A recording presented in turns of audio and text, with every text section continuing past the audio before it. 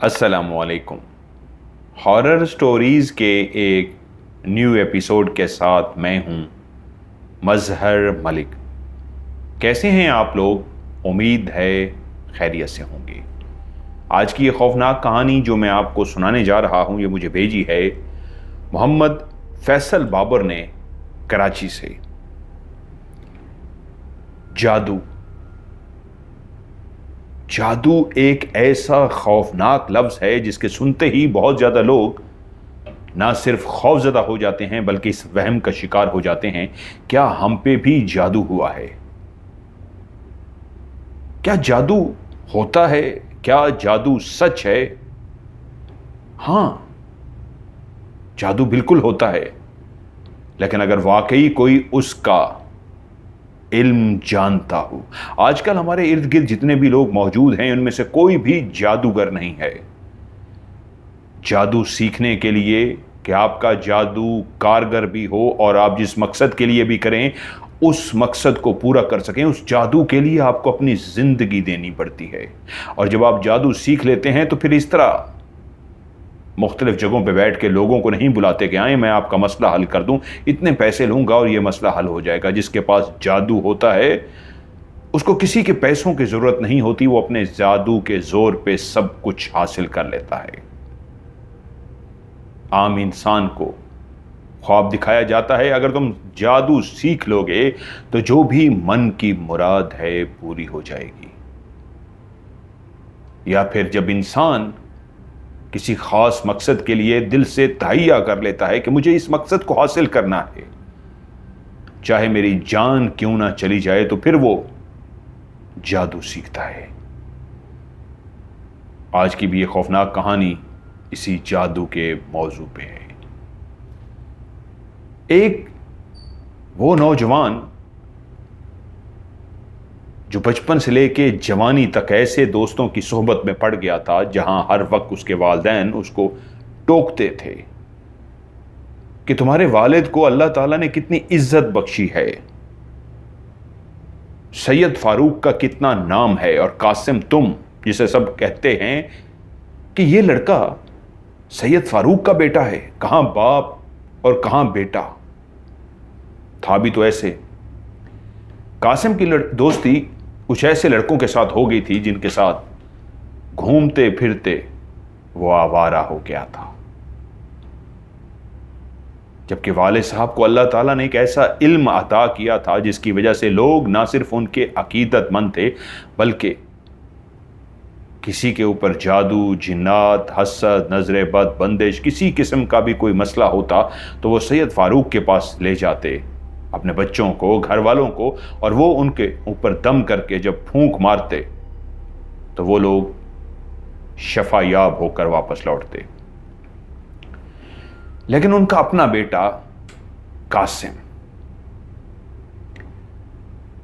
वो अपने मोहल्ले के 3 लड़के जिनका नाम था शाहिद, आमिर, एजाज, उनमें से शाहिद एक वैसा लड़का था जो कासिम को मना करता था। बाकी दोनों आदतें खराब होते होते जुए की तरफ चले गए थे। लड़कियों को छेड़ना उनका रोज का मामूल था। गली की कोई भी लड़की वहां से गुजरती तो वो गली में दाखिल होने से पहले देख लेती थी कहीं वो आवारा लड़के तो मौजूद नहीं। दुख तो इस बात का था कि उसमें कासिम भी शामिल हो गया था। उन लड़कों के साथ जब वो चलना फिरना शुरू हुआ तो वो भी लड़कियों को छेड़ना शुरू हो गया। बात यहां तक खत्म नहीं हुई, उन्होंने छोटी मोटी चोरियां करनी भी शुरू कर दी। मोहल्ले में पता लगता कि घर में लोग सो रहे हैं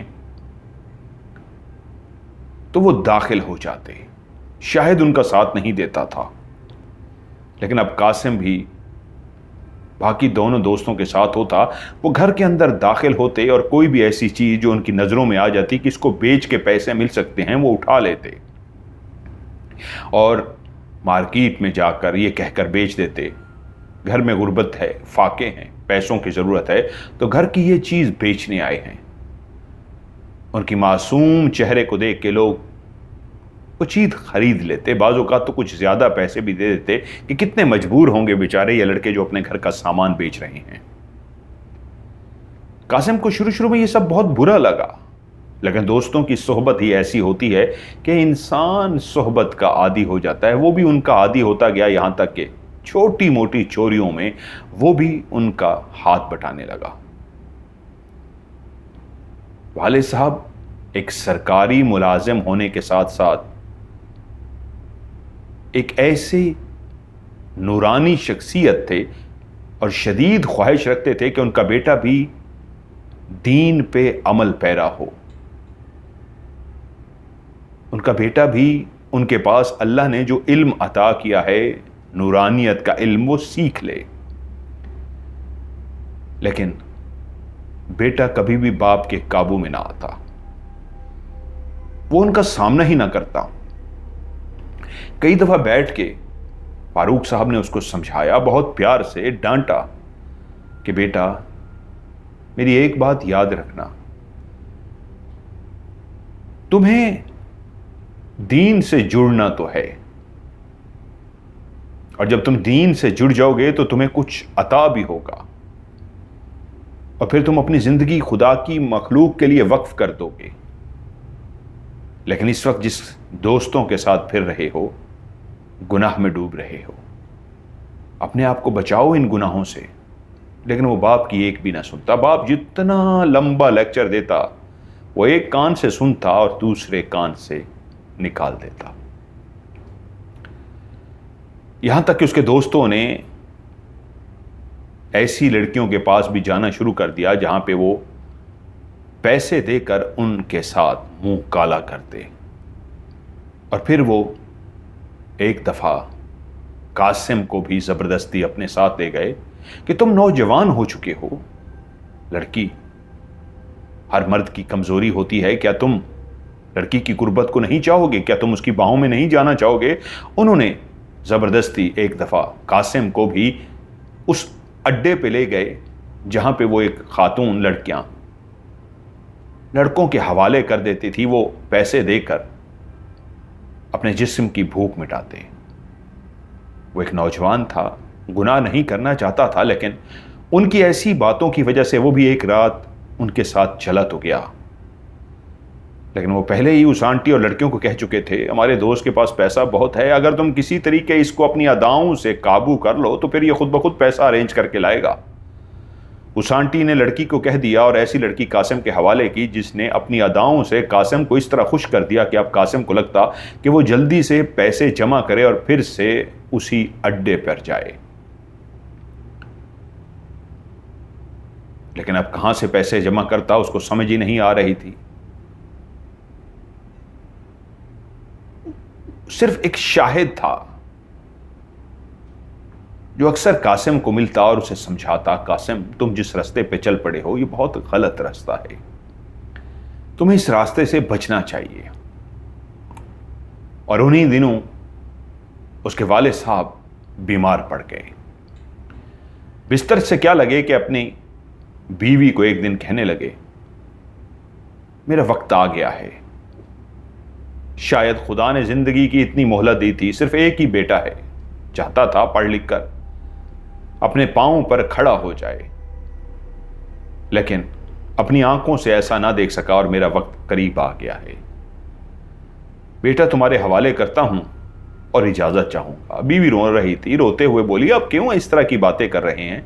मरे आपके दुश्मन, आपको तो लंबी उम्र जीना है, आपने तो बूढ़े होके मरना है, ऐसा नहीं है। लेकिन उसी रात घर से रोने की आवाजें आना शुरू हो गई।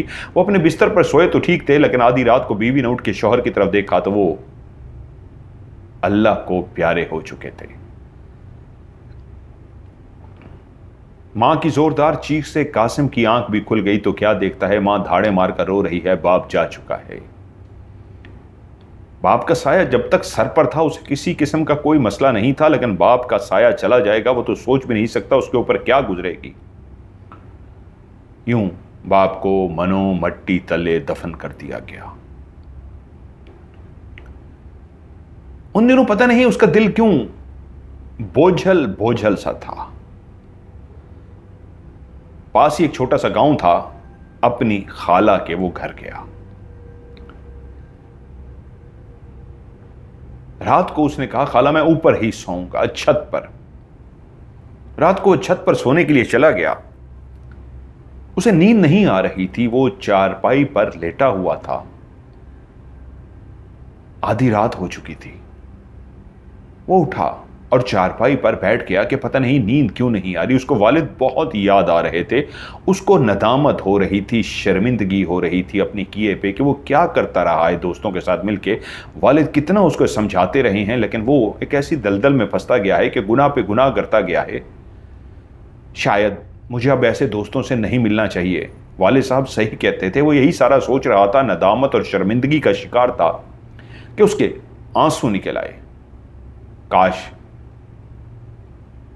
वालिद साहब के होते हुए मैं अपने आप को बदल सकता और वालिद साहब को दिखा सकता कि देखिए, जैसा आप चाहते थे मैं वैसा बन गया हूं। मैं वालिद को यह खुशी ना दे सका। उन्होंने मुझसे किसी किस्म की कोई डिमांड नहीं की थी सिवाय इसी खुशी के। रोते रोते उसे एकदम से महसूस हुआ, खाला के घर के पास ही थोड़े फासले पे जो घर बना हुआ है, उस घर पे उसे कुछ हलचल सी महसूस हुई। वो अपनी जगह से उठा। उसने अपने आंसू जल्दी से साफ किए और उस तरफ खड़े होकर देखा तो वो क्या देखता है, उसकी छत के ऊपर जो थोड़ी फासले पे घर बना हुआ है, उसकी छत के ऊपर एक शख्स जिसकी उम्र तकरीबन 60-65 साल के करीब होगी। उसने सफेद एक बड़ा सा सर पे हैट पहन रखा है, पैंट शर्ट पहन रखी है और वो छत के ऊपर रात के इस पहर टहल रहा है। ये कौन है? ये इस गांव का तो नहीं लगता। इस गांव में रहने वाले लोग तो शलवार कमीज पहनते हैं। जिस अंदाज में इसने हैट पहन रखी है और इसका गेटअप बताता है, ये तो कोई पढ़ा लिखा, लेकिन पढ़ा लिखा शख्स रात के इस पहर क्यों टहल रहा होगा? शायद इसकी कोई मजबूरी होगी, इसे भी कोई अपना प्यारा याद आ रहा होगा। लेकिन उसने उसे टहलते हुए देखा कि वो हैट पहना हुआ शख्स मुसलसल टहल रहा था। उसने सामने खड़े कासिम की तरफ एक दफा भी नहीं देखा। कुछ देर उसे देखता रहा और वापस अपनी चारपाई पर आकर लेट गया। सोचते सोचते उसे कब नींद आई उसे पता ही ना चला। अगली सुबह बातों बातों में उसने खाला से पूछा, खाला, ये जो आपके घर के साथ एक बड़ा सा घर है, ये किसका है? यहां कौन रहता है? वो बोली, बेटा, यहां मालिक मकान जो रहता था वो बाहर चला गया था और उसके जाने के बाद इस घर को ताला लगा दिया गया था। वो गांव वालों से कह गया था कि मैं वापस आऊंगा और अगर वापस ना आया तो इस घर को मदरसा बना देना। वो ऐसा बाहर गया, उसका फिर कोई आता पता ना चला, ना वो वापस आया। लोग कहते हैं शायद बाहर ही उसकी मौत वाक़ई हो गई थी। लेकिन कहीं वो वापस ना आ जाए इसलिए गांव वाले अभी तक मदरसा नहीं बना सके। कुछ लोगों ने तो कहा मदरसा बना दो, वो मर चुका है। लेकिन लोगों ने कहा हमारे पास क्या सबूत है कि वो मर गया है? शायद वो वापस आ जाए, इसलिए अभी उसका इंतजार करना चाहिए। लेकिन लगता यही है, जितने साल उसको हो गए हैं गए हुए, अब वो वापस कहां से आएगा? वो तो मर चुका है। एकदम से कासिम के दिमाग में ख्याल आया, अगर वो मर चुका है तो जो रात को टहल रहा था वो कौन है? तो उसने पूछा, खाला, तो क्या उस घर में कोई मेहमान आया हुआ है? अरे नहीं बेटा, वहां कौन मेहमान आएगा? बंद पड़ा हुआ घर है, कई सालों से बंद पड़ा हुआ घर। वैसे भी वहां पे तो अब जिन भूतों का बसेरा है। लोग कहते हैं वहां पे जिन भूत रहते हैं। जिस घर में 60 दिन तक बल्ब या रोशनी ना की जाए, बल्ब ना जलाया जाए, वहां तो वैसे ही जिन भूतों का कब्जा हो जाता है। और ये घर तो कई सालों से बंद है। हमने भी कई आवाजें सुनी हैं, देखा नहीं है, लेकिन लोग कहते हैं उन्होंने बहुत कुछ देखा है। और तुम कह रहे कोई मेहमान आया हुआ है? यहां कहां से मेहमान आएगा? वो हैरान हुआ। खाला बता रही है जिनों भूतों वाला घर है, कोई मेहमान नहीं आ सकता, तो वो कौन था? उसके दिमाग में ख्याल आया, अच्छा तो इसका मतलब है कोई चोरी की गर्ज से उस घर में दाखिल हुआ और उसने देखा घर तो बंद पड़ा हुआ है, कोई नहीं है घर में, तो वो शायद वहीं पे टिक के ही रह गया है या रात को वहीं रहता है। लेकिन खाला की इस बात पे क्या जिन भूत इस तरह की चीजें होती हैं? हाँ बिल्कुल, वो इस पे मानता था। उसके वालिद साहब इस तरह की रूहानियत पे बहुत अमल करते थे। उसने अपनी आंखों से देखा था, कई लोग उसके वालिद के पास आते थे और जब वो उनका इलाज करते थे, उनके जिन निकालते थे, तो ये सब कुछ उसकी आंखों के सामने होता था। लेकिन इस घर के अंदर जिस शख्स को उसने देखा था वो कोई जिन तो नहीं था, वो तो एक इंसान था, हैट पहने हुए इंसान। उसने फैसला किया कि वो अगली रात इस घर के अंदर जाएगा और खुद से जाके अंदर देखने की कोशिश करेगा कि ये कौन है जो छुपा हुआ है। डर उसे लगता नहीं था, वो एक बहादुर लड़का था। जैसे ही खाला के घर वाले सारे सो गए, वो खामोशी से उठा और रात में जब सब सो गए थे, गांव के अंदर कहीं कहीं पे कुत्तों के भौंकने की आवाज आ रही थी, तो वो आराम से चलता हुआ घर के पास पहुंच गया। अलग थलग बना हुआ यह घर जो अंधेरे में डूबा हुआ था, उसने अपने हाथ में टॉर्च पकड़ ली थी। उसने इधर उधर देखा, कोई भी नहीं है। एक जगह से दीवार के ऊपर उसने छलांग लगाई और दीवार के ऊपर चढ़ गया। जैसे ही वो दीवार के ऊपर चढ़ा तो उसने हाथ में पकड़ी हुई रोशनी को जलाया और अंदर रोशनी की सहर, उस घर का सहन अंधेरे में डूबा हुआ था। हर तरफ ना सिर्फ अंधेरा था बल्कि सहन बताता था कि वाकई कई सालों से यह मकान बंद होने की वजह से धूल मट्टी का शिकार है। ऊपर से बैठ के उसने घर का मुआयना किया कि सहन के आगे 2 कमरे बने हुए हैं, उन कमरों के पीछे भी एक कमरा बना हुआ है। काफी बड़ा सहन है, काफी बड़ा घर है। उसकी छत पे ही उसने उस शख्स को देखा था। वो उसका वहम नहीं था, ख्वाब नहीं था, वो हकीकत था। वो आराम से उस घर के सहन में कूद गया। कूदने के बाद उसने कुछ सेकंड इंतजार किया कि कुछ हुआ तो नहीं। खामोश खामोश खामोश, एक खामोशी की आवाज थी और कुछ भी नहीं था। वो खड़ा रहा और उसके बाद बगैर डरे टॉर्च जलाए वो सहन से कमरे की तरफ गया जिसका दरवाजा बंद था लेकिन ताला नहीं था। उसने दरवाजे को धक्का दिया तो काफी सालों से बंद दरवाजा एक शोर सा पैदा करता हुआ खुल गया। जैसे ही दरवाजा खुला तो उसने देखा ये कमरा तो कई सालों से बंद है और बंद होने की वजह से वहां पे धूल मट्टी और जाले बने हुए हैं, लेकिन उसके अंदर सामान अब भी पड़ा हुआ था, मुख्तसर सा सामान।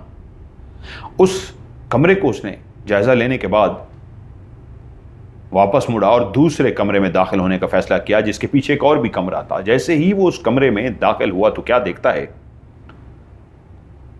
उस कमरे के अंदर बिल्कुल चारपाई के नीचे एक हड्डियों का ढांचा पड़ा हुआ है, इंसानी हड्डियों का ढांचा। अरे ये क्या, ये किसका ढांचा है? और उस ढांचे के बिल्कुल पास खून पड़ा हुआ था, जैसे खून जम जाता है, ताजा नहीं बल्कि किसी को काटा जाए और उसके जिस्म से खून निकले और खून जमीन पे बहते बहते जम सा जाए। लेकिन उसको गौर करने पे, टार्च की रोशनी से गौर से देखने पे पता चल गया था कि ये जमा हुआ कई सालों का खून है। अरे ये कौन है? कौन ढांचा छोड़ गया है यहां पे और ये खून किस चीज का है? वो अभी बैठा गौर ही कर रहा था कि उसके कानों में एक आवाज गूंजी, जैसे कोई चहलकदमी कर रहा हो। वो एकदम से चौंक गया।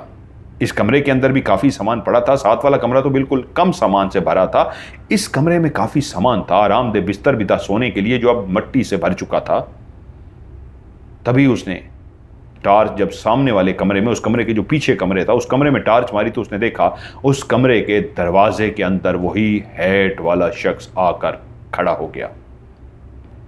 वो घबरा कर एकदम से उठ गया और वो एकदम से परेशान हो गया, पीछे हटना शुरू हो गया और उससे बोला, कौन हो तुम? वो अपने खौफ पे काबू पा रहा था, नहीं चाहता था उस शख्स को महसूस कराए कि वो डर गया है। लेकिन उसकी आवाज़ में कपकपाहट थी। उसने सामने वाले शख्स से पूछा, कौन हो तुम और इस घर में क्या कर रहे हो? उसने कहा, यही सवाल अगर मैं तुमसे पूछूं, तुम कौन हो और इस घर में क्या कर रहे हो? तो उसने कहा, अपनी खाला का नाम लेके कहा, मैं अपनी खाला के घर आया हुआ हूं।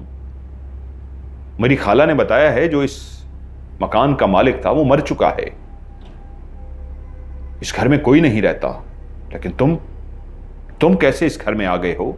मैं तो हमसाया होने की वजह से देखने आ गया हूं इस घर में क्या है, लेकिन तुम कौन हो? उसने बोला, जिस शख्स का तुम कह रहे हो कि वो बाहर जाकर मर गया था, वही मरा हुआ शख्स तुम्हारे सामने तो पड़ा है। देखो उसका ढांचा, साथ में उसका खून भी पड़ा है। हां, ये वही शख्स है जिसका ये मकान था, अब्दुल गफ्फार। जानते हो, मैं ही हूं अब्दुल गफ्फार, इस मकान का मालिक। आप मर चुके हैं? तो ये उससे बोला ही ना गया। वो बोले, मैं जानता हूं तुम्हारा नाम कासिम है ना, सैयद फारूक के बेटे। अब तुम मुझसे सवाल पूछोगे, मैं किसी और को नजर क्यों नहीं आया, तुम्हें ही क्यों नजर आया? तो सुनो बच्चे, हां मैं मर चुका हूं, और कैसे मरा यह भी तुम्हें जरूर बताऊंगा। मेरे मां बाप चाहते थे कि जिंदगी में दौलत देख सकें, यही एक घर उनकी मिल्कियत था। मैं अपने वालिदैन के लिए बहुत कुछ करना चाहता था, लेकिन उस वक्त पैसा हमारे पास नहीं था। अल्लाह की तरफ से करना ऐसा हुआ कि मेरे वालिदैन अल्लाह को प्यारे हो गए। मेरा यहां रहने का कोई मकसद नहीं था। यह घर मुझे बहुत तकलीफ देता था। मैं पढ़ा लिखा था। मैंने फैसला किया कि मैं बाहर जाऊंगा, पैसा कमाऊंगा, और पैसा कमाकर वापस जब इस गांव में आऊंगा तो यहां पे लोगों की फलाह व बहबूद के लिए काम करूंगा, लोगों की मदद करूंगा, अपने वालिद का नाम का कोई इदारा बनाऊंगा। और फिर मैं बाहर चला गया। मैं कमाता रहा, मैंने ढेर सारा पैसा कमाया, यहां तक कि पैसा कमाकर मैं वापस आ गया। मेरे ब्रीफकेस में ढेर सारा पैसा था जो मैं अपने साथ लेकर आया था, इसी नीयत से कि अब अपने गांव के गरीब लोगों के लिए काम करूंगा। लेकिन एयरपोर्ट पे ही 3 लोगों को अंदाजा हो गया कि मैं जिस अंदाज में ब्रीफकेस संभाले हुए था वो ताक लगाए बैठे थे। जान गए कि इसमें कोई कीमती चीज है। वहीं एयरपोर्ट से ही उन्होंने मेरा पीछा किया और यहां गांव तक आ गए। मैं रात को पहुंचा था। गांव वाले जल्दी सो जाते थे, इसलिए सोचा सुबह सबसे मिलूंगा और सबको बताऊंगा कि मैं पहुंच गया हूं। लेकिन रात को जब मैं अपने घर में पहुंचा, मैंने दरवाजा बंद किया और अपने कमरे में आ गया, सूटकेस रख दिया, कपड़े वगैरह बदलने के लिए तैयारी ही कर रहा था। लेकिन वो इतनी जल्दी में थे कि वो तीनों कूद कर अंदर आ गए और इससे पहले कि मैं संभल सकता, उन तीनों ने आते ही मेरे ऊपर हमला कर दिया। एक ने चाकू इस अंदाज में मेरे सीने में मारा, वो दिल की जगह पे चाकू लगा, खून का फौरा उबला। मैं उन तीनों का मुकाबला नहीं कर सकता था। और यूं एक के बाद एक, एक के बाद एक, क्योंकि जब वो घर में दाखिल हुए थे उन्होंने मुझे पकड़ने की कोशिश की थी। बाहर मजदूरी करने वाला शख्स जो बज़ाहिर एक उम्र में बड़ा था लेकिन सेहतमंद होने की वजह से उनसे भिड़ गया। मैं उनसे लड़ रहा था लेकिन खाली हाथ। वो 3 थे, बस वो खंजर क्या लगना था कि एक के बाद एक वो खंजर का वार करते गए और मुझे मार दिया। ये जो ढांचा देख रहे हो मेरा ही ढांचा है। ये जो खून सूखा पड़ा है मेरे ही वजूद का खून है। उन्होंने वो सूटकेस उठाया और मुझे वहीं छोड़कर भाग गए। अभी मैं मरा नहीं था, लेकिन शायद कोई मेरी मदद कर देता तो मैं बच सकता था, मुझे अस्पताल पहुंचाया जाता तो मैं बच सकता था, लेकिन मैं वहीं सुबह तक इंतज़ार नहीं कर सकता था। खून इतना बह गया कि मैं बेहोश हो गया और बेहोशी की हालत में मेरा इंतकाल हो गया, क्योंकि गांव में किसी को पता ही नहीं चल सका था कि मैं आ चुका हूं। यूं मेरा मुर्दा वजूद यहीं पड़ा पड़ा गल सड़ गया और वहीं सिर्फ हड्डियों का ढांचा रह गया है। और वो 3 जिन्होंने मुझे मारा था, मैं जब मरा तो मरने के बाद मेरी रूह, मेरा हमजाद, मेरी आत्मा यहीं भटक गई। हर इंसान को मरने के बाद ऊपर जाना होता है, लेकिन मैं ना जा सका। मैं बेचैन था, मेरी आत्मा भटक रही थी, मुझे बदला लेना था। और यूं वक्त के साथ साथ मैं उन लोगों को तलाश करने में कामयाब हो गया। वो रहते तो अलग अलग घर में थे, लेकिन रात को एक जगह पे इकट्ठे होते और उन्होंने एक मकान किराए पर ले रखा था। जब भी कोई चोरी डकैती कुछ भी करते तो सामान वहीं आके वे छुपाते, उसके बाद सामान बांटते आपस में और एक दूसरे के साथ हंसी खुशी वक्त गुजारते। मैं एक आत्मा था, मेरा हमजाद, मेरी रूह उनको मार नहीं सकती थी, लेकिन उनको डरा जरूर सकती थी। यूं मैंने उनको डराने का फैसला किया। पहली रात जब वो वहां एक और जगह से सामान लूट कर पहुंचे तो मेरी पहली रात थी, मैं पहले से ही वहां मौजूद था। वो जैसे ही कमरे में दाखिल हुए तो मैं सीधा उनके सामने आ गया। उनको अपनी आंखों पे यकीन ना आया कि वो तो वही शख्स है जिसको उन्होंने मारा था। एक शख्स को याद था, बाकी दोनों तो भूल चुके थे। वो कांपती हुई आवाज में बोला, ये तो वही है जिसका हमने सूटकेस लिया था। और मैं उनकी तरफ इस तरह दौड़ा कि मुझे देख के वो शदीद डर गए, सामान छोड़ा और भाग गए। कई दिनों तक वो उस मकान में दाखिल ना हुए, लेकिन एक दिन वो दिन की रोशनी में आए और जो लूटा हुआ सामान था वो लेकर फिर से भाग गए।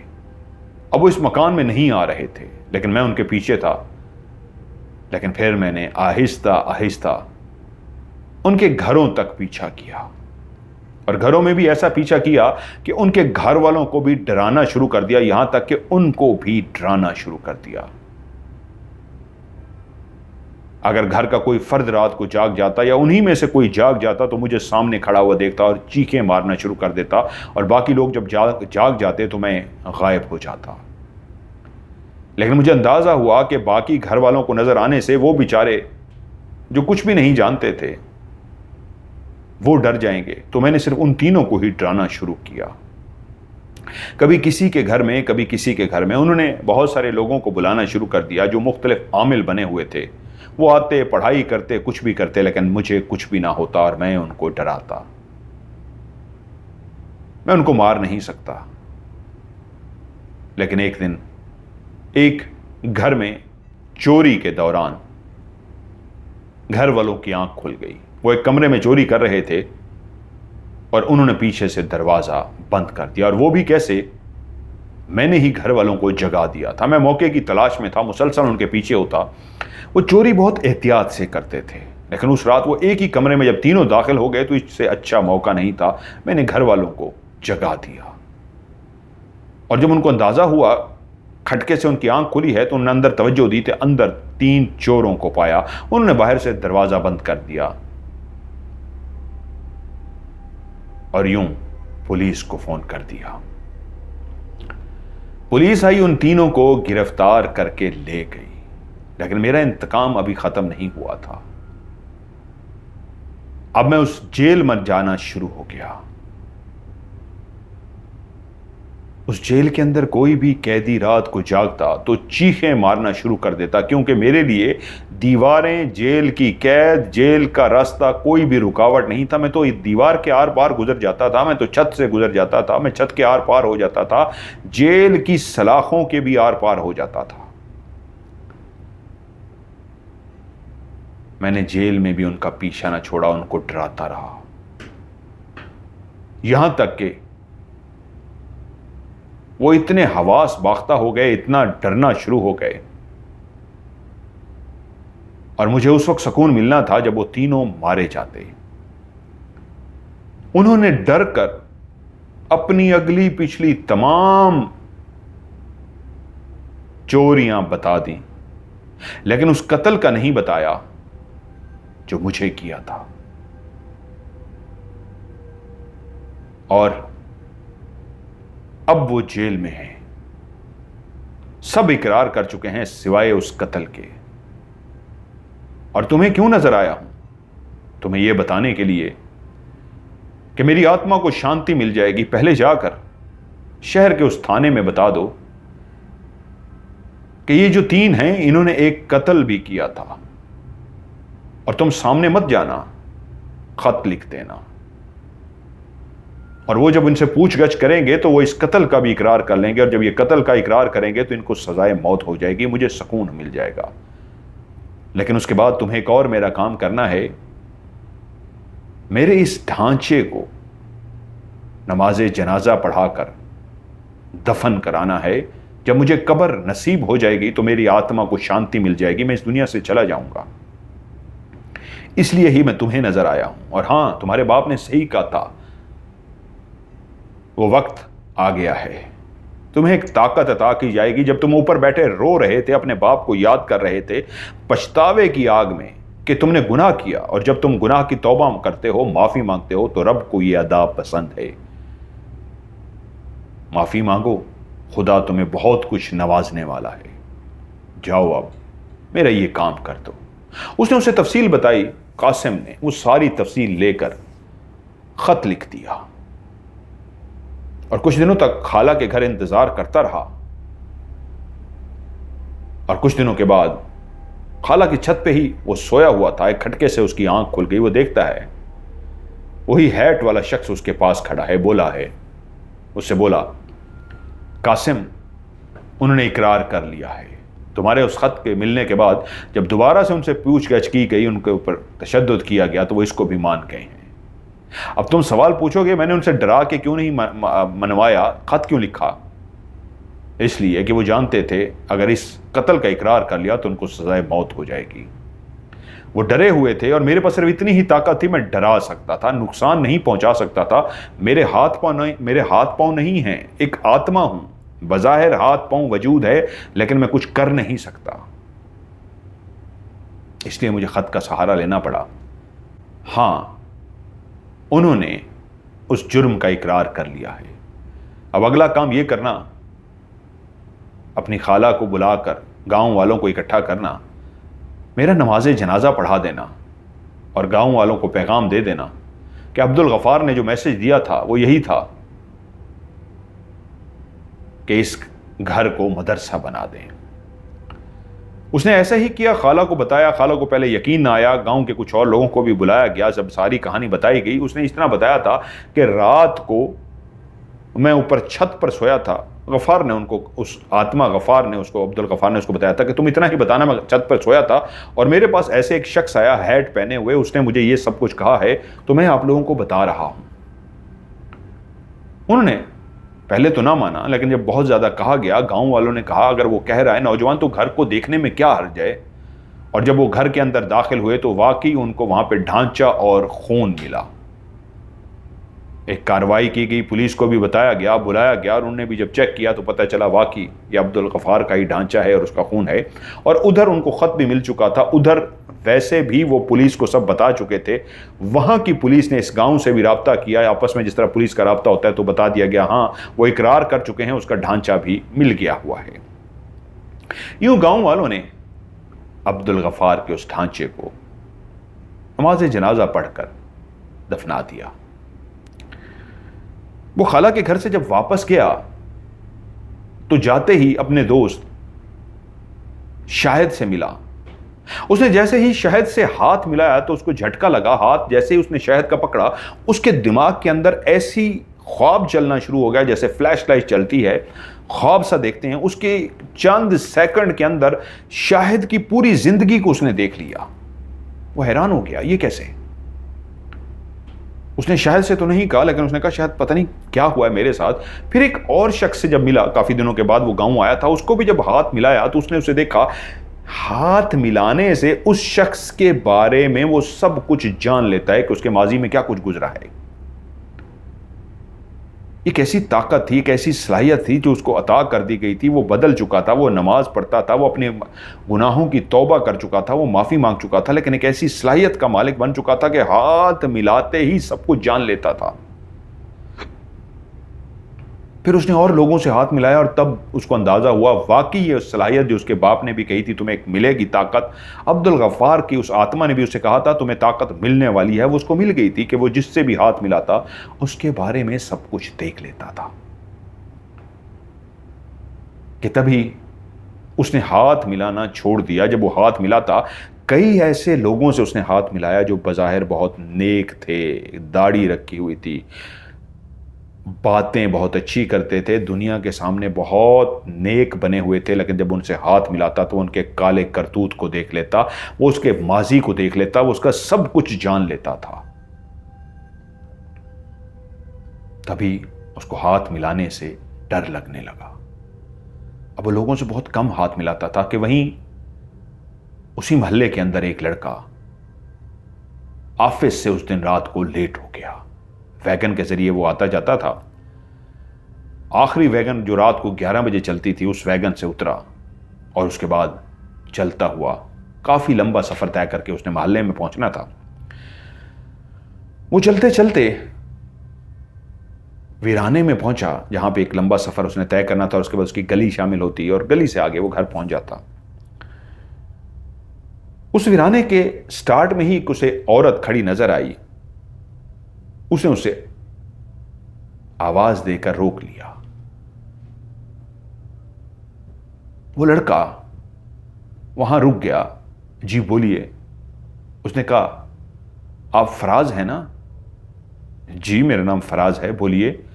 मैं जानती हूं आप इस मोहल्ले में रहते हैं, ये एड्रेस आप मुझे बता सकते हैं? एड्रेस दिखाइए। उसने कागज का टुकड़ा उसके सामने किया। उसने एड्रेस देखा, उसके मोहल्ले का ही एड्रेस था। हाँ हाँ, ये मोहल्ले में जो घर है उससे आगे जाके उसने कहा ये घर है। आप एक काम कीजिए, मेरे साथ आ जाइए, मैं आपको वो घर दिखा देता हूं। जी शुक्रिया, ये कहा और वो उसके पीछे पीछे चल पड़ी। वो आगे आगे चल पड़ा, वो उसके पीछे आना शुरू हो गई। चलते चलते उसने कहा बस आगे ये मेरा मोहल्ला शुरू होने वाला है और मोहल्ले से थोड़े ही फासले पे आपका वो वाला नक्शा है, लेकिन मैं आपको छोड़ के आता हूं। पीछे मुड़कर देखा तो औरत गायब हो चुकी थी। अरे ये कहां चली गई? शायद अकेली औरत थी, उसको डर लगा होगा कि मर्द है, पता नहीं कहां लेकर जा रहा है, गलत जगह पर लेकर जा रहा है, रात का टाइम है। वैसे भी वो जिस तरह के लिबास के अंदर थी, कोई घरेलू औरत लग रही थी, तो डर गई होगी बेचारी कि यार किसी मर्द के पीछे ऐसे रात को नहीं जाना चाहिए, कहीं वीराने में ही ना ले जाए, कोई काम गलत ही ना हो जाए, इसलिए चली गई होगी। वो अपने घर गया, जाकर सो गया। सुबह ऑफिस के लिए उसने उठना था, लेकिन वो बिस्तर पर लेटा रहा, उठा नहीं। घर वालों ने उसको उठाया। फराज, ऑफिस नहीं जाना? उसने आंखें तो खोली, लेकिन उसकी आवाज बोझल सी थी। बोला नहीं, आज मैंने ऑफिस नहीं जाना। घर वाले समझे शायद कोई बात होगी, चले सोने दें। लेकिन दिन हो गया, उसने नाश्ता नहीं किया। इतना लंबा तो वो कभी नहीं सोया, तो उसको दोबारा उठाया गया। फराज उठ जाओ, दिन हो गया, तुमने नाश्ता तक नहीं किया। फिर भी लेटा रहा। मां ने आवाज दी, क्या हुआ है बेटा, तबीयत ठीक है? उसने कहा हाँ मां, बस मुझे सोने दो, मेरी तबीयत ठीक है। मां ने सोने दिया, यहां तक कि अब शाम हो चली थी, अंधेरा फैलने लगा था। मां परेशान हो गई, शाम हो गई है, बेटा अभी भी उठ नहीं रहा, कैसा सोना है, क्या हो गया है बेटे को? मां जब कमरे में दाखिल हुई तो वो उठकर बिस्तर पर बैठा हुआ था। उसकी आंखें खौफजदा थीं और सामने की तरफ देखकर बोला मां, वो आ गई है, वो दरवाजे से दाखिल हो रही है, अब अंदर आ गई है। गर्दन वो घुमाई जा रहा, मां वो देखो कमरे से अंदर दाखिल हो गई है, वो कोने में आके खड़ी हो गई है, छत पे चल रही है, वहां वो छत पे चल रही है,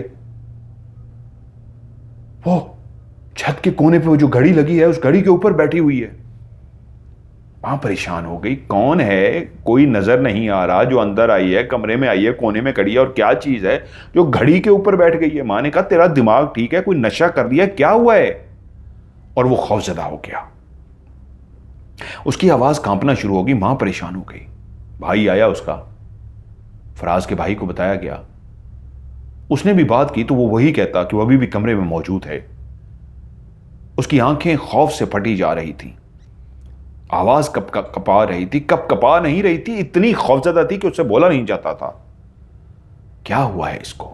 यकीनन पढ़े लिखे लोग डॉक्टर के पास लेकर जाते हैं, उसे डॉक्टर के पास लेके गए, लेकिन क्या डॉक्टर क्या दवाई देते, क्या होता? घर आ गया, लेकिन उसकी हालत वही थी कि मुसलसल वही कहता, वो आ रही है, वो खड़ी है, वो जा रही है, वो बहुत डरावनी है, बहुत बहुत खौफनाक है। 3-4 दिन उसकी हालत ऐसी रही, ना खाने का होश, जबरदस्ती उसको कोई लिक्विड की सूरत में पिला दिया जाता, कोई जूस, कोई इस तरह की चीज कि जिंदा तो रहे, वो उसको तो खाने पीने का होश नहीं था। दोस्तों ने मशवरा दिया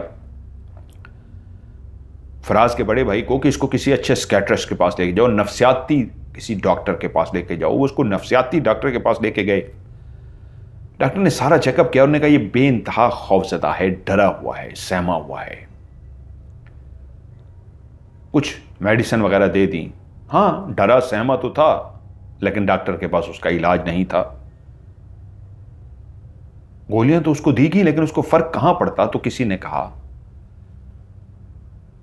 किसी अल्लाह वाले को दिखाओ, ये मामला कुछ और लग रहा है। वो इन बातों को मानते नहीं थे, इसलिए अभी तक किसी अल्लाह वाले के पास नहीं गए थे, डॉक्टर के पास जा रहे थे। एक बहकी बहकी बातें ही तो कर रहा था, बाकी नॉर्मल था। डरता था, खौफजदा होता था, उसकी आंखें खौफ से फटी रह जाती थी।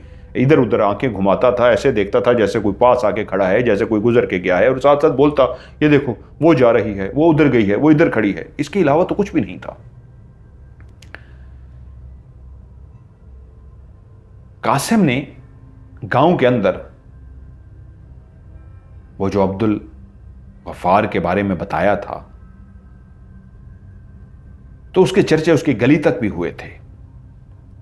वो अपना ये राज किसी को बताना नहीं चाहता था कि उसके पास एक ताकत आ गई है, लेकिन उसको पता लगा कि गली के अंदर ही फराज नाम का लड़का किसी खौफ का शिकार हो चुका है और उसकी बुरी हालत है।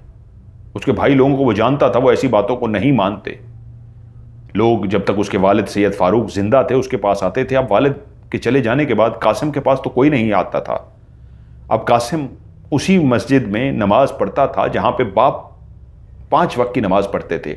उसी न सिर्फ मस्जिद में वो नमाज पढ़ना शुरू हो गया था, बल्कि अब अपने बाप की तरह 5 वक्त की नमाज के साथ साथ इबादत भी करता, रात को तहज्जुद भी पढ़ता। लेकिन लोग अब भी उसे एक आवारा कासिम समझते थे। एक दिन गली से गुजरते हुए फराज के बड़े भाई से मुलाकात हुई, तो उसने सलाम दुआ के बाद कहा, सुना है फराज के साथ ऐसा ऐसा मसला है। हाँ, पता नहीं क्यों बहकी बहकी बातें कर रहा है, समझ नहीं आ रही। लोग कह रहे हैं कोई अल्लाह वालों को दिखाए, आपके वालिद जिंदा होते तो हम उनको बुला लेते। अब कुछ समझ नहीं आ रही। वो बोला अगर आप बुरा ना माने तो क्या मैं देख सकता हूं? वो एकदम से चौंका और चौंक के देखा कासिम को कि ये, लेकिन वो तो इन बातों को मानता नहीं था। तो उसने कह दिया हाँ ठीक है, तुम देख लो। वो कासिम को अपने घर ले गया। जैसे ही कासिम अंदर दाखिल हुआ, वो इस अंदाज में बिस्तर पर बैठा था कि कासिम को देखते ही बोला वो आ गई है, लेकिन वापस जा रही है, वो वापस चली गई है। और कासिम ने मुड़ के देखा, लेकिन अंदर दाखिल हो गया। कासिम ने जाते ही उसका हाथ पकड़ा। जैसे ही हाथ मिलाने वाले अंदाज में उसने उसका हाथ पकड़ा तो उसकी आंखों के सामने सारा मंजर क्लियर हो गया। उसने देखा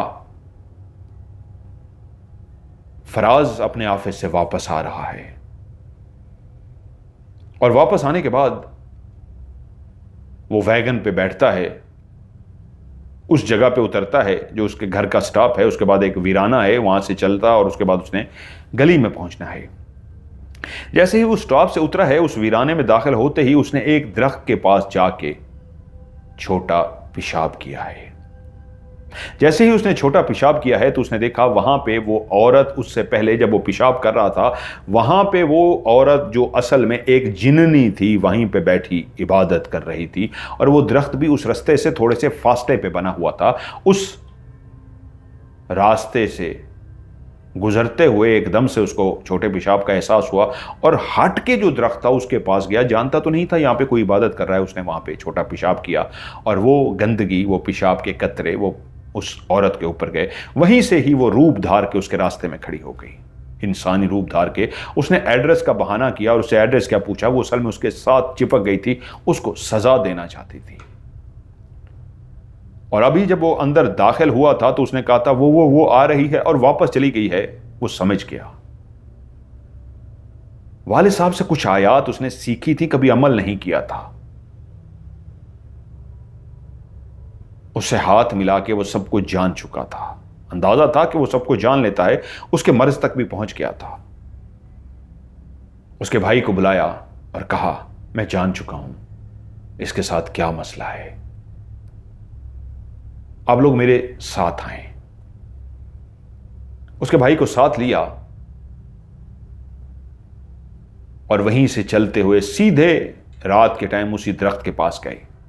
कहा, इस दरख्त की सफाई करो, अच्छी तरीके से सफाई करो, इस मिट्टी को हटा के नई मिट्टी डालो, इस पे अगरबत्तियां चला दो और अपने भाई को ले आओ और कहो यहां पे खड़ा होके माफी मांगे। उन्होंने कहा, वो तो हवास में ही नहीं है, माफी कैसे मांगेगा। कहा, ठीक है, तुम यहां पे पहले ये सफाई वगैरह कर दो, वो हवास में आ जाएगा। भाई ने सफाई वगैरह कर दी, मोमबत्तियां लगा दी, खुशबू लगा दी, उस जगह को बहुत अच्छा कर दिया। जब घर पहुंचा तो भाई बिल्कुल ठीक हो गया था। कासिम वहीं मौजूद रहा। तभी उसके कानों में एक आवाज आई, मुझे इससे बदला लेना था, अगर तुम बीच में ना आते तो मैं लाजमी इसे सबक सिखाती। इसने कैसे मेरे ऊपर पेशाब किया था। कासिम बोला, अकेला था और वो औरत की आवाज उसको आ रही थी। उस इंसान को पता होता कि तुम यहां इबादत कर रही हो तो वो कभी भी ऐसी गुस्ताखी ना करता। खुदा ने पर्दा इंसान के बीच में हायल किया है, इंसान कभी भी जिन्नात को देख नहीं सकता। उससे गलती इसलिए सरजद हुई कि वो एक वीराने में एक आम सा दरख्त समझ के रुका और उसने ऐसा कर दिया। अगर उसको पता होता कि कोई यहां बैठा इबादत कर रहा है तो आप सोच सकती हो क्या वो ऐसा करता। कभी भी नहीं। वो एक अच्छा लड़का है, बाकी उससे गलती इसलिए हुई वो आपको देख नहीं सका, उस पर्दे की वजह से जो खुदा ने डाला है इंसान और जिन्नात के बीच में। अभी वो आता ही होगा, आपसे माफी मांगेगा, उसे माफ कर दीजिए। वो वापस आ गए, अपने भाई को लेके आए, वो बिल्कुल ठीक था और उसे कहा, आते ही कहा, क्या तुमने यहां पे पेशाब किया था। उसने कहा, हाँ मैंने पेशाब किया था।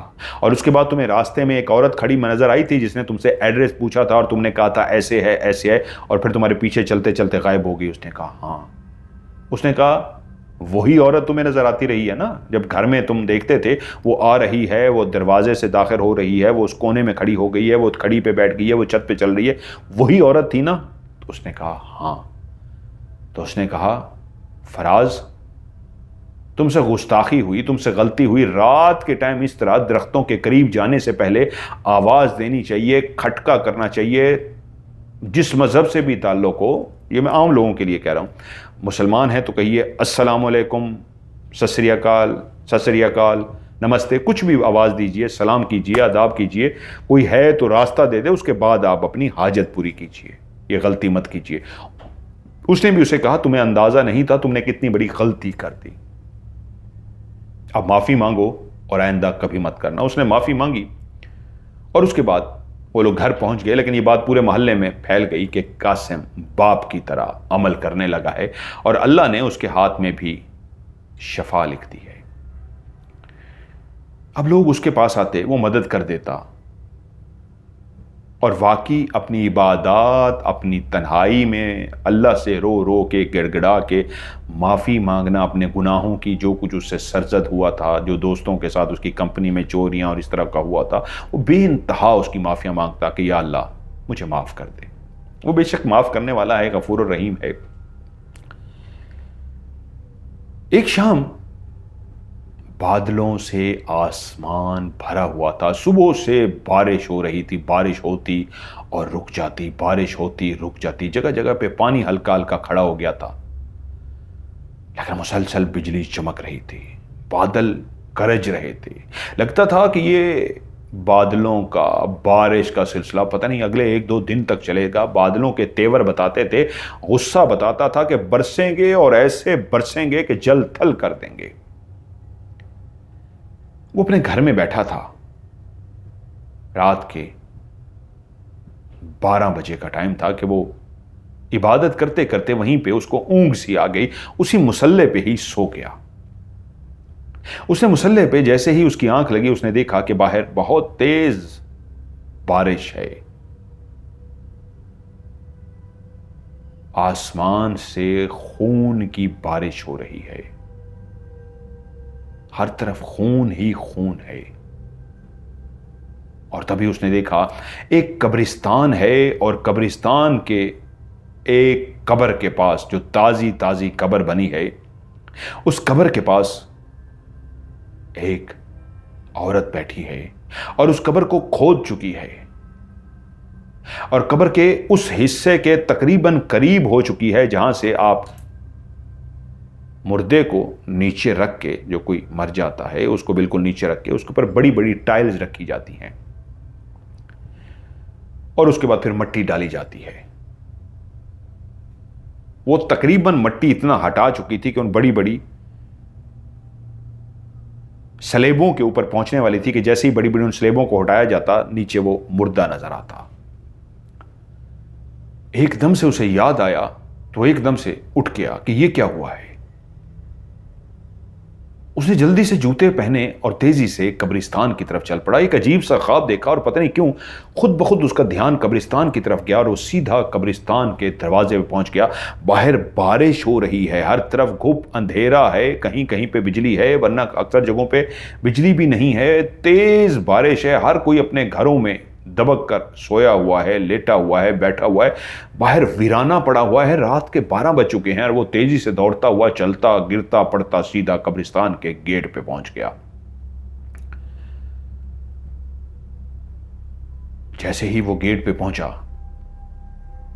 तो वो सीधा एक कब्र की तरफ जा रहा था।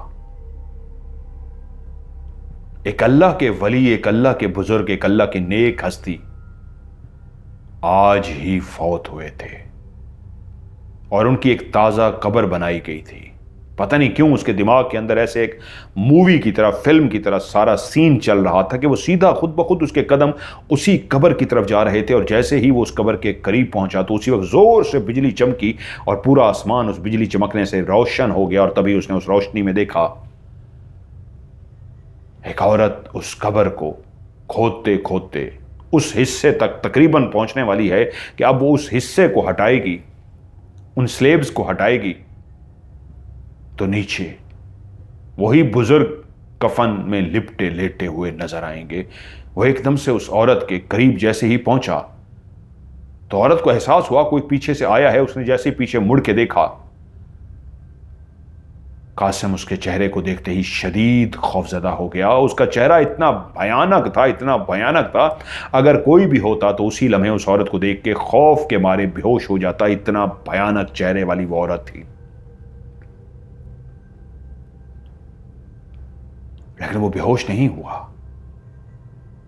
उस भयानक औरत को देख के उसे खौफ जरूर महसूस हुआ, लेकिन उसने एकदम से अपना हाथ आगे से तेजी से आगे किया और एकदम से उसका हाथ थाम लिया। औरत को भी संभलने का मौका ना मिला कि इतनी तेजी से उसने अपना हाथ आगे किया। उसके हाथ को जैसे ही थामा, जैसे कोई हाथ मिलाता है, हाथ क्या थामना था कि उसे सब नजर आना शुरू हो गया। एक कच्चा सा घर था, उस घर के अंदर एक बच्ची पैदा होती है। दाई बाहर आके उस गरीब शख्स को उस बच्ची हवाले करते हुए कहती है, चांद सी बेटी पैदा हुई है, देख तो सही कितनी खूबसूरत गोरी चिट्टी बेटी पैदा हुई है। दाई भी हैरान थी, उस घर में बहुत हसीन और जमील लड़की पैदा हो गई थी, जैसे गरीब के घर में हीरा पैदा हो गया हो। बाप भी हैरान था, मां भी हैरान, बहुत खूबसूरत लड़की पैदा हुई थी। और उन्होंने उस लड़की का नाम रखा रुखसाना। रुखसाना ज्यों ज्यों बड़ी होना शुरू हुई, वो हसीन से हसीन तर होती जा रही थी। उस घर में टोटल 4 लोग रहते थे। रुखसाना की मां, रुखसाना का बाप और रुखसाना की दादी। यहां तक कि रुखसाना 16 साल की हो गई। गरीब बाप कमा के लाता और बाकी उस पर गुजारा करते। भाई था नहीं उसका, वो एक बेटी ही थी, लेकिन ख्वाहिश रखती थी कि बाप का सहारा बन सके, बाप की मदद कर सके। लेकिन एक रात जब बाप जो कुछ भी कमा के लाता, मां उसमें से थोड़ा थोड़ा बचा के उसके जहेज का सामान इकट्ठा करती जाती। उस रात बादल गरज रहे थे, बिजली बार बार चमक रही थी। बारिश होती और बारिश रुक जाती, बारिश होती और बारिश रुक जाती। अभी ज्यादा टाइम नहीं हुआ था, शायद 8 या 9 बजे का टाइम होगा कि वो अपने कमरों में लेटे हुए थे बारिश से बचने के लिए, कि उसे एकदम से चीखने की आवाज आई। वह एकदम से अपने बिस्तर से उठ के बैठ गई कि ये कैसी आवाज थी। ये तो उसके मां बाप के कमरे से आ रही है। उसकी दादी उसके साथ कमरे में लेटी थी, दादी भी जाग गई। दादी ने कहा ये कैसी आवाजें हैं। उसने कहा दादी रुको मैं देखती हूं। जल्दी से उठी और मां बाप के कमरे में पहुंची तो क्या देखती है, अभी दाखिल भी नहीं हुई थी कमरे में, वहीं पे 3 शख्स मौजूद थे जो उसके मां बाप को कत्ल कर चुके थे। और कत्ल कैसे किया था कि उसके बाप की आंख खुल गई थी। उसके बाप की जैसी आंख खुली, उसने देखा कमरे में 3 चोर मौजूद हैं। वो उठ के खड़ा हुआ उनको ललकारने के लिए, लेकिन उन्होंने देखा कि वो 3 हैं और वो अकेला, लेकिन वो फिर भी उनसे भिड़ गया, यानी लड़ पड़ा। इससे पहले कि ये शोर मचा दे, उन तीनों ने उसे मार डाला और उसकी मां जागी तो उसकी मां को भी मार डाला। अब वो नहीं चाहते थे कि इस घर में कोई और सबूत छोड़ें, इसलिए जब उन्होंने उस लड़की को देखा और जब दूसरे कमरे में दादी की आवाज को भी सुन लिया तो उन्होंने दादी को भी गला दबाकर मार दिया। इस घर में अब कोई भी नहीं बचा था सिवाय रुखसाना के। दादी, उसकी मां बाप मारे जा चुके थे। उन्होंने घर को लूटना था, लेकिन घर के साथ साथ जब उन्होंने ऐसी हसीन और जमील लड़की को देखा तो उनकी मुंह से रालें टपकने लगी। वो वहशी दरिंदे बन गए। उन तीनों ने उस गरजती हुए बादलों की, उस बरसती हुई बारिश में, उस जोर जोर से गरजने की बारिश की आवाज, उस गरजने की बादलों की आवाज में उसकी चीखों की आवाज दब गई थी। गांव में वैसे भी घर दूर दूर होते हैं, इस अकेले घर के अंदर वो लड़की चीखती रही, चिल्लाती रही कि ये देखो, ये जालिम मेरी इज्जत को नोच रहे हैं, कोई तो मुझे बचा लो। लेकिन उस बादलों की गड़गड़ाहट के शोर में उसकी चीखें दब कर रह गईं और वो तीनों उसे बारी बारी नोचते रहे। यहां तक कि जब वो अपने जिस्म की भूख मिटा चुके तो उसको जिंदा इसलिए छोड़ कर गए कि फिर आएंगे, अब तो इसका बचा कोई नहीं, कौन आएगा, कुछ अरसे बाद जब सब भूल जाएगा हम फिर आएंगे। वो घर का सामान लूट के, उसकी इज्जत लूट कर वहां से चले गए। जब सुबह हुई और गांव वालों को पता चला, उस घर में कोहराम मच गया कि 3 मौत और 1 नौजवान लड़की जिसकी इज्जत लूटी गई थी, जो चुप सी हो गई थी। बहुत पूछा, गांव वालों ने सिर्फ इतना कहा कि कोई राक्षस आए थे, 3 थे जिन्होंने घर को भी लूटा और मुझे भी लूट लिया। लोगों के पास दिलासा देने के अलावा कुछ भी ना था। किसी ने कहा बेटी हमारे पास आ जाओ, किसी ने कहा हमारे पास आ जाओ, लेकिन उसके अंदर इंतकाम की आग ऐसी जल चुकी थी, उसे तो अब जिंदा रहना ही नहीं था। उसकी जिंदगी का मकसद खत्म हो चुका था, उसे तो बस सिर्फ इंतकाम लेना था। उन तीनों से इंतकाम जिन्होंने उसके मां बाप दादी को मार दिया था और उसकी इज्जत को तार तार कर दिया था। वो जानती थी जिस गांव में रहती है उसी गांव के पास एक पहाड़ मौजूद है। उसी पहाड़ पे लोगों ने बताया था एक काला जादू करने वाला रहता है, उससे सब डरते थे, उसकी तरफ कोई भी नहीं जानता था। कहते थे वो बहुत पहुंचा हुआ है, बहुत बड़ा जादूगर है, खबीस जादूगर। वो एक शाम अपने घर से निकली, सीधा उन पहाड़ों की तरफ उसने रुख किया। चलते चलते चलते वो पहाड़ों में ढूंढते ढूंढते, उसे मौत का तो कोई खौफ ही नहीं था, सिर्फ एक इंतकाम, उसके अंदर इंतकाम चल रहा था, बदले किया कि उसे बदला लेना है। वो तो तड़प रही थी। आखिरकार उसने एक गार को ढूंढ लिया जिसके अंदर आग जल रही थी, और उस रोशनी को उसने दूर से देख लिया था। उस रोशनी के जब करीब पहुंची तो वो गार के दहाने पे आग जल रही थी, और एक नंग धड़ंग सा, जिसने सिर्फ जिस्म के छोटे से कपड़े से लंगोट सा बांध रखा था, आंखें बंद किए, उस आग के आगे ऐसे बैठा था जैसे वो आग की पूजा कर रहा हो, जैसे वो आग के साथ हम कलाम हो। उसके आगे बैठ गए कि जैसे ही ये फारिग होगा मैं इससे मदद मांगूंगी।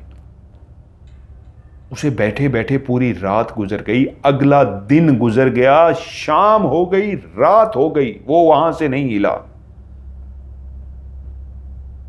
उसे भूख लग रही थी। वो वैसे ही खाए पिए बगैर चौकड़ी मारे आग के पास बैठा कुछ पढ़ रहा था कि उसके सामने एक खुद ब खुद ट्रे उड़ती हुई ऊपर से आई, और उस ट्रे के अंदर खाना था, गिलास में पानी नहीं था, खाली गिलास मिट्टी का था और साथ में खाना था।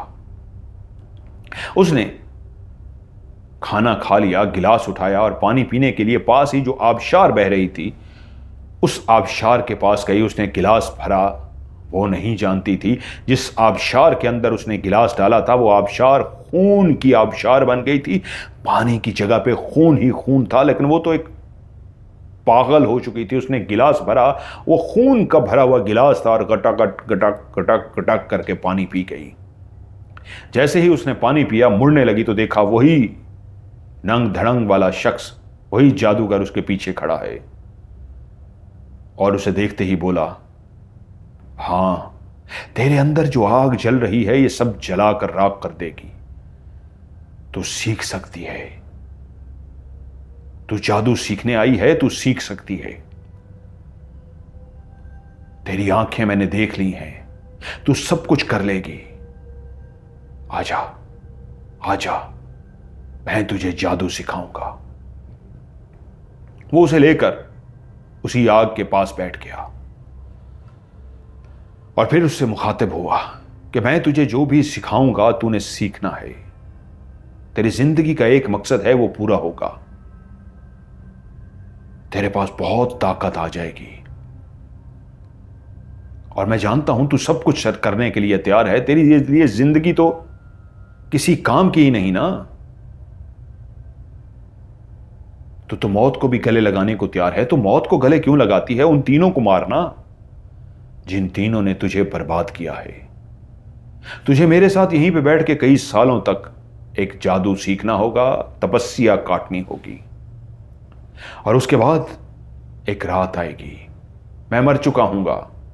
मुझे इसी जगह पे एक ऐसे शख्स की जरूरत थी कि जिसको मैं अपना जादू मुंतकिल कर सकूं, और मुझे पता था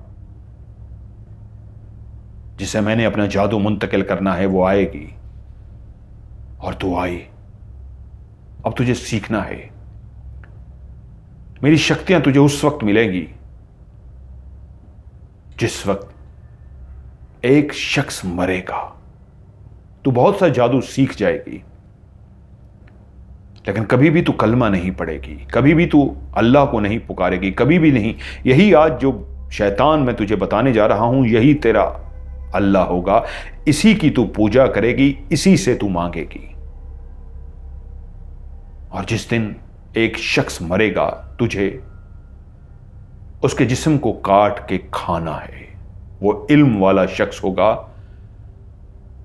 नूरानी इल्म जानता होगा, वो अल्लाह का बहुत ही नेक इबादत गुजार शख्स होगा। तुझे उसके वजूद को खाना है। जब तू उसके वजूद को खा लेगी तो तेरे पास ऐसी शक्तियां आ जाएंगी कि तू उन तीनों को ढूंढ लेगी आराम से, और तुझे उनको मारने का भी मौका मिलेगा, और उसके अलावा भी तू जिंदगी में जो कुछ चाहेगी कर सकेगी। उसी वक्त उसने अपने बाजू को काटा। वही गिलास जो मिट्टी का था उसके अंदर खून जमा करता रहा, और खून जमा करके उसको कहा, ले इस खून को पी ले ताकि तू मेरी शागिर्द बन जा। उसने उस मिट्टी के गिलास को उसके हाथ से लिया, और उसको पी गई। उसके बाद उसने उसे सिखाना शुरू कर दिया। गांव से दूर वो मुसलसल उसी के साथ उसी गार में रहती, वो उसे जादू सिखाता, वो उसे काला जादू सिखाता। उसके पास वाकई शक्तियां आ रही थी। वो ऐसा जादू सीख रही थी कि फूलों की तरफ सिर्फ आंखें उठा के देखती, फूलों को आग लग जाती, और कहीं पे बंजर जमीन को देखती तो अपनी आंखों से जादू करती तो वहां पे फूल उग आते। मुख्तलिफ जादू उसके पास आ रहे थे, लेकिन असल ताकत, असल जादू उसको उस वक्त मिलना था जिस वक्त उसने एक अल्लाह के नेक बंदे के जिस्म को खाना था। खाना क्या था? उस नेक जिस्म की बेहुरमती करनी थी। एक दिन उस बूढ़े ने उसे कहा, अब वो वक्त आ गया है, मैं मरने वाला हूं, मेरा सारा जादू तुम्हें मिलने वाला है, कुछ जादू तुमने सीख लिया है, अब मेरा जादू और जो तुमने तपस्या की है वो जादू, ये दोनों तुझे मिल जाएंगे।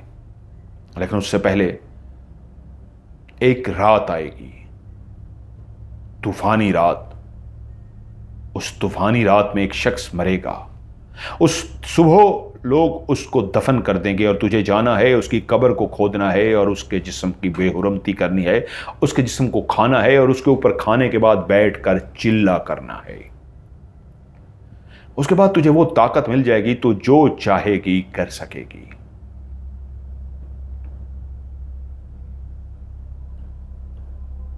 उसी रात वो उसका उस्ताद उसके साथ सोया। उसके साथ से मुराद वो जिस तरह सो जाते थे, दोनों सोए। सुबह वो मर चुका था। उसके अल्फाज उसके कानों में याद थे कि जो मेरे पास जादू था ये भी तेरे अंदर ट्रांसफर हो जाएगा और जो तूने तपस्या की है वो भी तुझे सीखा है जो वो भी मिल जाएगा, और उसके बाद तुझे आगे और क्या तपस्या करनी है, क्या चिल्ला करना है, वो सब कुछ तुझे खुद ब खुद आ जाएगा। अक्सर उसका कोई जानवर खाने को, गोश्त खाने को दिल करता तो ऐसे हाथ ऊपर करती तो एक उसके हाथ में हथियार आ जाता लोहे का खुद ब खुद, और वो हथियार मारती। जादू से भी पकड़ सकती थी, लेकिन जादू के कई तरीके होते हैं। वैसे अपनी मुट्ठी को बंद करती, उसमें हथियार आ जाता लोहे का, वो फेंकती, सीधा उस जानवर को लगता, शिकार करती। मजा लेने के लिए इस तरह इंसान करता है। और कभी कच्चा और कभी पका कर खाते वो दोनों। ऐसे हाथ करती, वो जानवर उसके सामने आ जाता। वो ऐसे हाथ करती, तलवार उसके सामने आ जाती। ऐसे मुट्ठी बंद करती, तीर उसके हाथ में आ जाता। वो उस रात का इंतजार करती रही, यहां तक कि उस सुबह बादल जोर जोर से गरज चमक रहे थे। उस घर में अल्लाह के एक नेक हस्ती, अल्लाह के एक नेक बुजुर्ग जिन्होंने सारी जिंदगी अल्लाह की इबादत की थी, अल्लाह की खुशनुदी हासिल की थी, वो सुबह अल्लाह को प्यारे हो गए थे। घर वालों ने उनको गुस्ल दिया, कफन पहनाया, उनका नमाज जनाजा पढ़ के उस दिन उनको कब्रिस्तान में दफन कर दिया गया। और उसी रात का रुखसाना को इंतजार था। हर इंसान बारिश की वजह से अपने घर में सो रहा था, और रुखसाना जो जादू के बाद अपने चेहरे को बिगाड़ लेती थी, एक भयानक चेहरा बना लेती थी, और भयानक चेहरे से वापस अपने उस हसीन और जमील चेहरे की तरफ आ जाती थी। तो असल में एक इंतहाई खूबसूरत लड़की, लेकिन जादू की वजह से ऐसा भयानक चेहरा बनाती थी कि कोई भी उसके चेहरे को देखे तो उस खौफ के मारे उसकी जान निकल जाए, ऐसा भयानक चेहरा था। और आज भी जब उस कब्रिस्तान में पहुंची तो वो कब्र बन चुकी थी, ताज़ा कब्र, और उस कब्र को उसने खोदना शुरू कर दिया। उस कब्र को खोदना था और उसकी स्लेब्स उठा के उस कब्र के अंदर दाखिल हो जाना था, और उस अल्लाह के नेक बुजुर्ग के जिस्म की बेहुरमती करनी थी, उसके जिस्म को काटना था, खाना था और चिल्ला करना था। लेकिन जो अल्लाह के ऐसे नेक हस्तियां होती हैं, अल्लाह कहाँ उनके जिस्मों की भी बेहुरमती करने देता है। तभी उसको मुसल्ले पे लेटे हुए जो ख्वाब दिखाया गया था, तो उसके दिमाग में एक फौरी तौर पे मैसेज दिया गया था कि जाओ कासिम और उसकी मदद करो। अल्लाह कभी अपने बंदों की मरने के बाद भी जिस्मों की बेहुरमती नहीं करने देता। जाओ और इसलिए भागता हुआ आया था। जैसे ही वो उसके करीब पहुंचा तो उसने जादू के जरिए अपने चेहरे को बिगाड़ लिया था ताकि देखने वाला मेरे इस खौफनाक चेहरे को देखे तो बेहोश हो जाए। वो कोई और होता तो मर जाता, बेहोश हो जाता। वो तो कासिम था। डर जरूर लगा लेकिन उसको कुछ नहीं हुआ। उसी वक्त जैसे ही उसने उसका हाथ पकड़ा तो वो तैयार ही नहीं थी कि ये मेरा डरने के बाद, उसके तो जहन में यही था कि जो भी पीछे है मेरे इस खौफनाक चेहरे को देखेगा, डर जाएगा, भाग जाएगा, बेहोश हो जाएगा, मर जाएगा। लेकिन वो तो उल्टा सीधा उसने उसके हाथ को पकड़ लिया। उसके लिए तो वो भी तैयार नहीं थी। वो जो बारिश थी उसी लम्हे खून में बदल गई थी। कासिम जो हाथ पकड़े, आंखें बंद किए उस मंजर को देख रहा था जो चंद सेकंड के अंदर उसको सारे मंजर दिखा दिए गए थे। वही बारिश के कतरे अब खून बनकर उसके जिस्म पर गिर रहे थे। जब उसने आंखें खोली तो क्या देखता है, उसका पूरा वजूद, उसका पूरा कपड़े बारिश से नहीं भीगे हुए खून से भर गए हैं। खून ही खून है। और जिसका वो हाथ पकड़ के खड़ा है उसके चेहरे को वो देख चुका था। वो भयानक चेहरे वाली लड़की असल में रुखसाना, जो इंतहाई खूबसूरत लड़की है, वो बदले की आग में जादू सीख के यहां तक पहुंची है कि बेहुरमती करके आज उसने आखिरी चिल्ला करना था और उसके बाद ताकतवर हो जाना था। उसने जैसे उसके हाथ को पकड़ा और सारा कुछ देख लिया तो उससे बोला, रुखसाना रुक जा, मैं तुझे ये बेहुरमती नहीं करने दूंगा। मैं जानता हूं तूने ये सब क्यों सीखा, तूने ये जादू क्यों सीखा। तू बदले की आग में जल रही है। नहीं, मैं तुझे नहीं करने दूंगा। उसने कहा, छोड़ मेरा हाथ। तू मेरे रास्ते में आया तो मैं तुझे भी मार डालूंगी। और उसी वक्त उसने अपने उस हाथ को छुड़ाने की कोशिश की और साथ ही अपनी मुट्ठी को बंद करने की कोशिश की कि कोई खंजर उसकी मुट्ठी में आए और वो खंजर सीधा उसके हाथ में डाल दे। वो पहले ही जान चुका था कि ये अब, क्योंकि उसका हाथ तो अभी तक उसके हाथ में था, जान चुका था कि ये जादू के जरिए खंजर लेने की कोशिश करिए, मुझे खंजर मारने वाली है। तो उसने जल्दी से उसकी मुट्ठियों को बंद कर दिया, इस तरह पकड़ दिया कि वो जादू ही ना कर सके। और पढ़ के उसने जल्दी से उस पर दम कर दिया। उसने जल्दी से अपने खून में भरी हुई कमीज को उतारा जैसे कैसे। अब वो जादू के नहीं कर पा रही थी, वो उसके ऊपर दम कर चुका था। उसने उसके बाजू को बांध दिया और कहा, चलो मेरे साथ। वो चीख रही थी, नहीं, मैं तुम्हारे साथ नहीं जाऊंगी, हट जाओ मेरे रास्ते से। मैंने जितना जिंदगी की तपस्या काटी है, मैंने जितना लंबा अरसा इंतजार किया है, आज तो वो रात आई है कि इस कब्र को खोदना है और मैं ताकतवर हो जाऊंगी, मैं बदला ले सकूंगी। वो बोला, मैं सब देख चुका हूं, मैं जानता हूं उन तीनों ने तेरे साथ क्या किया, मैं जानता हूं सब कुछ, लेकिन तुझे मेरे साथ चलना होगा। वो चीखती रही। वो उसे बाजू से पकड़कर जब घसीट के कब्रिस्तान से बाहर लाया तो वो भयानक औरत से वापस रुखसाना के चेहरे में आ चुकी थी। उसको अपने घर इसलिए लेके जा रहा था, अब वो अकेला था, घर में कोई नहीं रहता था, मां भी अल्लाह को प्यारी हो चुकी थी। उसे लेकर जब घर में अंदर दाखिल हुआ तो उसे जाके कमरे में बिठा दिया और उसे कहा, रुखसाना, मैंने तुम्हारी सारी जिंदगी को देख लिया है, कैसे उन तीनों ने तुम्हारे जिस्म को नोचा, तुम्हारे माँ बाप दादी को मारा और उसके बाद तुम गई पहाड़ों में, तुमने काला जादू सीखा। उसके पास कोई नहीं जानता था, तुम तो जिंदगी मौत की परवाह किए बगैर जो सिखाता रहा, सीखती रही। जानता हूं आज रात तुम सिर्फ ये अमल करती तो तुम्हें ताकत मिल जाएगी, लेकिन मैं ये भी जानता हूं तुम जादूगर के पास जादू सीखने इसलिए गई थी कि तुम्हें ताकत इसलिए नहीं हासिल करनी थी कि तुम्हें पैसा, दौलत, जिंदगी, अयाशी चाहिए, तुम्हें सिर्फ बदला लेना है। वरना अगर मैं तुम्हें छोड़ दूं और आज रात तो तुम उस कब्र की बेहुरमती करके जादू हासिल कर लोगी तो तुम्हारा मकसद सिर्फ और सिर्फ बदला लेना होगा, उस जादू का और कोई इस्तेमाल नहीं करना। सही कह रहा हूं ना? तो चुप हो गई। तो कहा, अगर तेरे दिल में बदले के अलावा कोई और जादू, एक इंसान जब जादू सीख लेता है, बहुत ताकत हासिल कर लेता है, तो उसके दिल में बदले के अलावा भी कोई लालच हो तो वो घटिया शख्स होता है। तेरे दिल में तो सिर्फ बदला है। नहीं, तेरा बदला मैं लूंगा, लेकिन तुझे ये काम नहीं करने दूंगा। वो अल्लाह की नेक हस्ती है, अल्लाह अपने बंदों को मरने के बाद भी बाहिफाजत रखता है, तो अल्लाह ने मुझे भेज दिया। नहीं रुखसाना, तू बुरी नहीं है।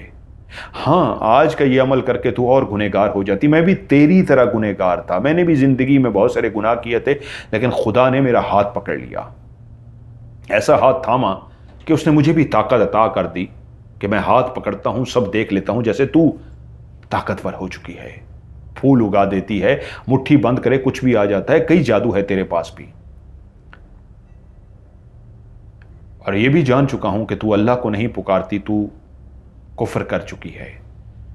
रुखसाना, कलमा पढ़, अल्लाह को पुकार, यकीन कर वो माफ करने वाला है। जैसे उसने मुझे माफ किया वो तुझे भी माफ कर देगा।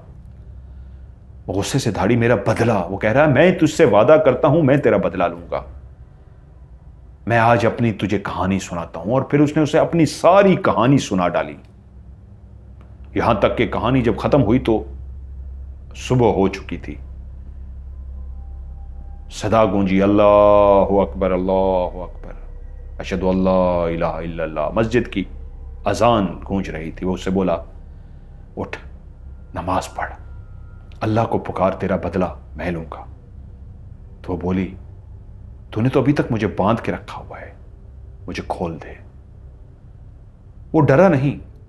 उस हसीन और जमील रुखसाना का चेहरा जो अपनी वापस असली हालत में आ चुका था, उसने उसे खोला और वो वजू करने चला गया। वजू करके जैसे ही वो बाहर आया तो वो सीधा बाथरूम में चली गई, वजू करके बाहर आई। वो उसके पीछे खड़ी हो गई इस अंदाज में जैसे वो नमाज पढ़ने के लिए तैयार हो। आज वो मस्जिद की बजाय घर में इसलिए नमाज पढ़ने जा रहा था कि वो उसके पीछे नमाज पढ़ने जा रही थी। उसने उसके पीछे नमाज पढ़ी। जब उसने सलाम फेरा तो देखा पीछे वो नमाज पढ़ चुकी है। उसने कहा, वो माफ करने वाला है, तूने दिल से तौबा की है। और एक औरत, एक लड़की मेरे घर में है, मैं किसी को क्या जवाब दूंगा, इसलिए मैं आज ही तुमसे निकाह करूंगा, तुम्हें अपनी बीवी बनाऊंगा। वो बोली, मुझे कबूल है, तुम्हारी कहानी सुनने के बाद मैं भी खुदा से तौबा कर चुकी हूं, लेकिन मुझे अपना बदला लेना है। मेरी मां, मेरा बाप, मेरी दादी, क्या बिगाड़ा था उन्होंने, मैंने अपनी जिंदगी के कितने साल इस बदले की आग में झलस दिए हैं। वो बोला, घबराओ मत। उसी दिन ही सादगी से उन दोनों का निकाह कर दिया गया। कासिम वैसे भी एक अल्लाह वाला बन चुका था, उम्र उसकी भी ज्यादा हो चुकी थी, उसने शादी नहीं की थी। अल्लाह ने उसके लिए रुखसाना भेजी, हसीन और जमील दोनों की शादी हो गई। अब वो इंतजार में था कि वो वक्त आए, बदला पूरा हो। ऐसी ही एक रात वो सोया तो उसे ख्वाब में 3 लोग दिखाए गए और कलेर उनके चेहरे को ना सिर्फ उसने देख लिया, बल्कि उन तीनों को कब्रिस्तान के अंदर जाते हुए और कुछ कब्र की जगह पे मट्टी खोद के दफनाते हुए उसने देखा। और उठते ही उसने रुखसाना से कहा, आज रात तुम्हारा बदला पूरा होगा। वो रात को रुखसाना को लेके कब्रिस्तान में गया। रुखसाना ने जब से कलमा पढ़ा था, जब से अल्लाह की तरफ रजू कर लिया था, उसने कोई जादू नहीं किया था। और जो उसको जादू मिलना था वो रात तो वैसे ही गुजर गई थी। जो उसको उसके उस्ताद का भी जादू मिल जाता, उसको अपना भी जादू मिल जाता, लेकिन उस कब्र को खोलने के बाद, लेकिन उसने कब्र को नहीं खोला था, इसलिए उसकी ज़िंदगी से वो जादू तो चला गया। जो उसने थोड़ा बहुत पहले से आता था वो उसके पास मौजूद था। जब वो दोनों कब्रिस्तान पहुंचे तो वो तीनों उसी तरह जिस तरह कासिम ने ख्वाब में देखा था, एक कब्र की जगह को खोद रहे थे और उसमें कुछ छुपा रहे थे। वो तीनों जैसे ही छुपा चुके, वो पीछे दोनों खड़े रहे सुकून से। जैसे मुड़े हैं तो अपने पीछे कासिम को और रुखसाना को खड़े हुए देखा है। कासिम पहले ही मुंतजर था कि रुखसाना अपना बदला ले सके। रुखसाना ने जैसे ही उन तीनों को देखा तो गुस्से से उसकी हालत पागलों जैसी हो गई। उसने अपने हाथ को, काफी अरसे बाद उसने अपना जादू किया था, हाथ को ऊपर किया तो उसके हाथ में एक खंजर आ गया। वो तीनों भागने की कोशिश कर रहे थे लेकिन उनके पांव जमीन ने जैसे जकड़ लिए थे, वो अपनी जगह से हिल भी नहीं पा रहे थे। वो दौड़ने की कोशिश कर रहे थे लेकिन उनके पांव जकड़े हुए थे। वो चीख रहे थे। उस हसीन लड़की को देखते ही वो उनको याद आ गया था। वो कैसे उस लड़की को भूल सकते थे कि तभी रुखसाना की आवाज आई, तुम तो मुझे जिंदा भी इसलिए छोड़ के गए थे कि तुम फिर से मुंह काला करने के लिए मेरे पास आओ, वरना तुम मुझे मार जाते, सबूत ही मिटा जाते, लेकिन तुम्हारी हवस के फिर से आओगे और मेरी उस्मत दरी करोगे। उसने उस खंजर से उन तीनों को इस तरह मारा कि तीनों को मार डाला। उनकी चीखों पुकार सुनने वाला कोई भी नहीं था। जब उसका बदला पूरा हो गया तो कासिम उसे लेकर घर वापस आ गया। उस रात वो सजदे में रो के ऐसे गिड़गिड़ा के रोई, ऐसे गिड़गिड़ा के रोई, ऐसे गिड़गिड़ा के रोई। उसने अपना बदला पूरा कर लिया था, लेकिन आज उसको शर्मिंदगी थी अपने जिंदगी के उन कई सालों पे जो उसने खुदा की इबादत की बजाय जादू सीखने पे लगा दिए थे, शिर्क करने में लगा दिए थे, गुनाह करने पे लगा दिए थे। आज वो उन गुनाहों की तौबा कर रही थी और जब वो सजदे से उठी तो कासिम ने कहा, वो माफ़ करने वाला है, उसने मुझे भी तो माफ़ किया, ये कैसे हो सकता है, तुम्हें माफ़ ना करे, तुम्हारा बदला पूरा हुआ। शायद मेरा और तुम्हारा मिलना लिखा था, हम दोनों की एक ही कहानी है, मुझे भी ताकत अता की गई और तुम्हारे पास भी ताकत है। उसके बाद वो दोनों कहते हैं खुशी खुशी जिंदगी गुजारते रहे और उसके बाद वो गुमनाम से हो गए। उन दोनों के पास क्या जादू है, क्या ताकत है, बहुत कम इसका इस्तेमाल करते थे। आप लोगों को ये कहानी कैसी लगी नीचे कमेंट्स में ज़रूर बताइएगा। वीडियो को लाइक कीजिएगा, दोस्तों के साथ शेयर ज़रूर कीजिएगा।